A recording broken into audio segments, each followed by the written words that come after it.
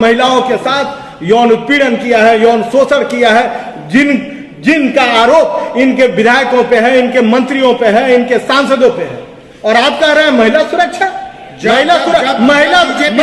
महिला सुरक्षा की अगर बात होती तो हमारे देश की इतनी महान लेसर जो मेडल जीत के आई है, देश का मान सम्मान, पार्टी के कार्यकर्ता, भारतीय जनता पार्टी के मदर संगठन आरएसएस, वहां ये चड्डीधारी क्यों गए थे, क्या करने गए थे और किसने फायदा उठाया और किसने अब तक जन लोकपाल को लागू नहीं किया देश में, पूछिए।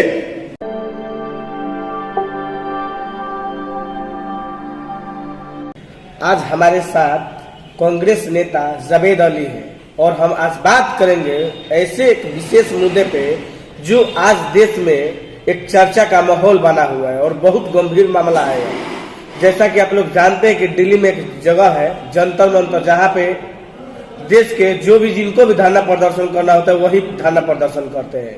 लेकिन आज के डेट में पिछले एक सप्ताह से लेकर अभी तक हमारे देश के महिला पहलवान, जो कि हमारे देश के लिए अंतर्राष्ट्रीय मेडल से लेकर बहुत सारे मेडल आती है, उनके साथ जो ब्रिजभूषण पे यौन शोषण का जो मामला लगाया गया है उन महिला पहलवानों के द्वारा, तो क्या ये जो ब्रिजभूषण पे जो कि ये कदावर बाहुबली कहे जाते हैं, जो कि एक सांसद बीजेपी के हैं, तो इस मामले पे अभी तक जो देश के सरकार, केंद्र सरकार नरेंद्र मोदी है, जो देश के गृह मंत्री अमित शाह है, किया ये अभी तक इस पे कोई आवाज क्यों नहीं उठा रहे।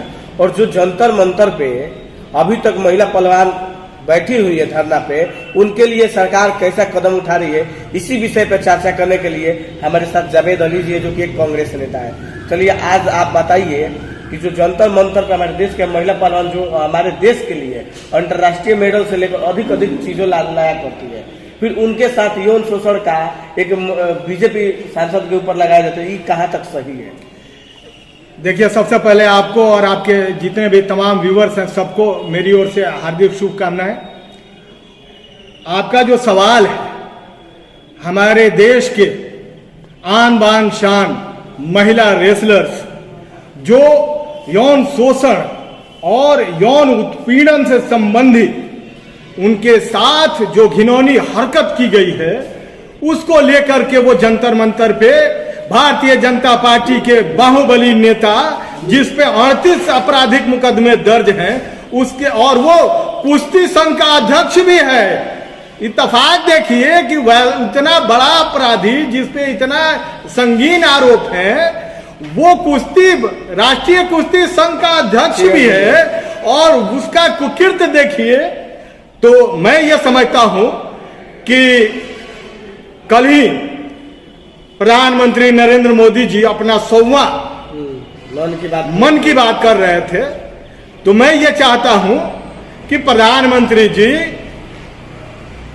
आपके कार्यकर्ता, आपके संगठन के पदाधिकारी, आपके विधायक, आपके सांसद और आपके द्वारा नामित किए गए भिन्न भिन्न कुश्ती संघों और बीसीसीआई और हर जगह विराजमान जो केंद्र सरकार की ओर से लोग होते हैं, उनके द्वारा भारत मां की लाडली बेटियों के तन पे हाथ डाला जा रहा है, उनके तन के साथ खिलवाड़ किया जा रहा है, और आप कितनी बेशर्मी के साथ अपने मन की बात करते हैं, और उस मन की बात में कहीं भी उन बेटियों के लिए जगह नहीं होती है, कोई पीड़ा नहीं होती है, कोई सहानुभूति नहीं होती है। ये बड़ा ही शर्मनाक है, आपके लिए भी, आपके पार्टी के लिए भी, और हम देशवासियों के लिए तो डूब मरने वाली।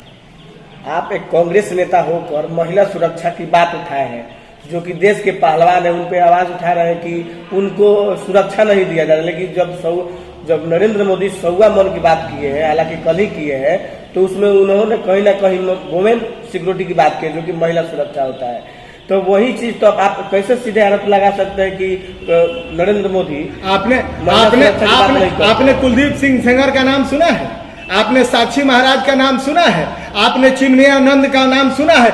ऐसे सैकड़ों नाम मिल जाएंगे भारतीय जनता पार्टी के कार्यकर्ता, पदाधिकारी, विधायक, सांसद और मंत्रियों का, जिन पे इनके शासन काल में इनके दिए गए नारे के विपरीत, इन्होंने दिया था ना नारा प्रधानमंत्री जी ने, बेटी बचाओ बेटी पढ़ाओ, इनके नारे के विपरीत इनके विधायक, सांसद, मंत्रियों ने भारत की अबला नारियों के साथ, महिलाओं के साथ यौन उत्पीड़न किया है, यौन शोषण किया है, जिनका आरोप इनके विधायकों पे है, इनके मंत्रियों पे है, इनके सांसदों पे है।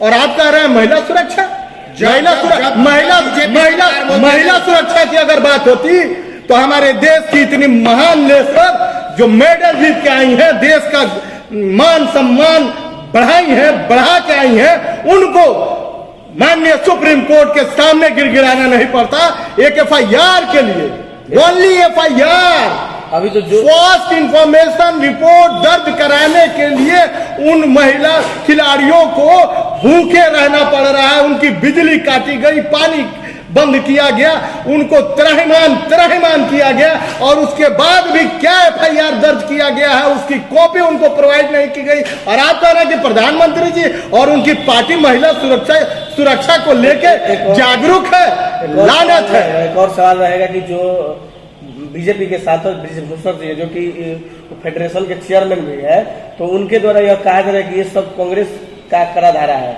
ये हम पे झूठा आरोप लगाया जा रहा है, इस पे क्या कहिए? नहीं, क्या मजबूरी है? कांग्रेस कहाँ है? कांग्रेस तो वहां पीड़ित के बैठने के बाद वहां पहुंची है।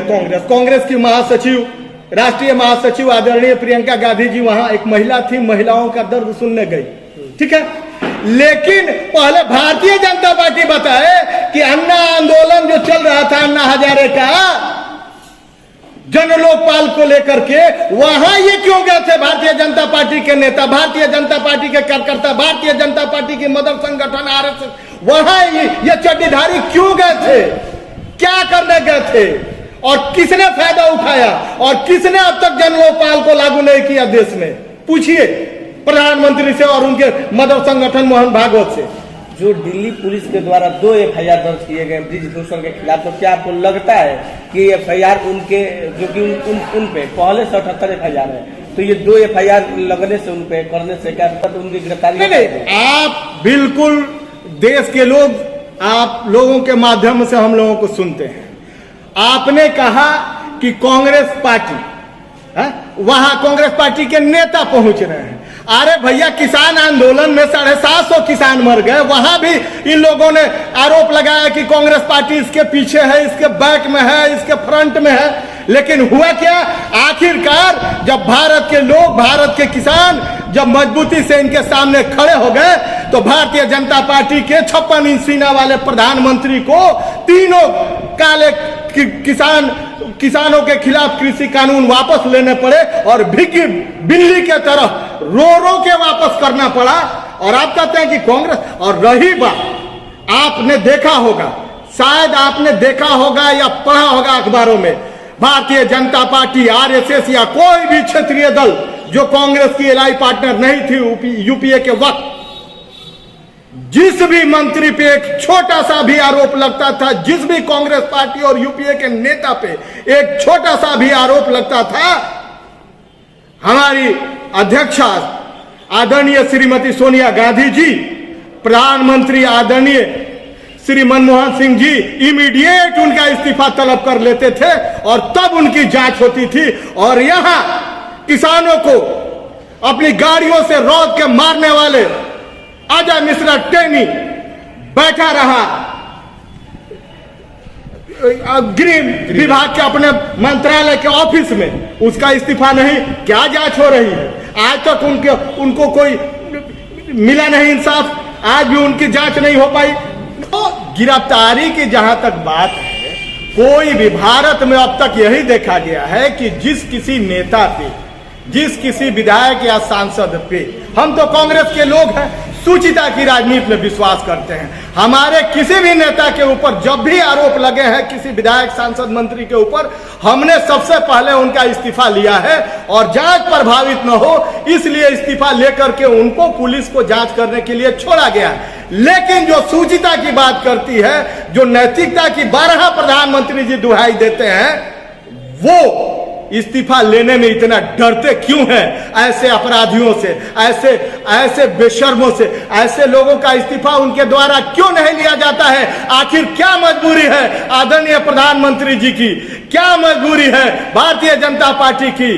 क्या उस पर कहीं से कोई दबाव है या उसके मदर संगठन आरएसएस की कृपा बनी हुई है उन निरंकुश नेताओं पे, जिसके वजह से उनका इस्तीफा नहीं हो रहा? इसलिए मैं मांग करता हूं कि अविलंब एफआईआर होने के तुरंत बाद कोई मीडिया ट्रायल नहीं बृजभूषण शरण सिंह का, उनका इस्तीफा लिया जाए और जांच बिल्कुल नीट एंड क्लीन सुनिश्चित कराई जाए।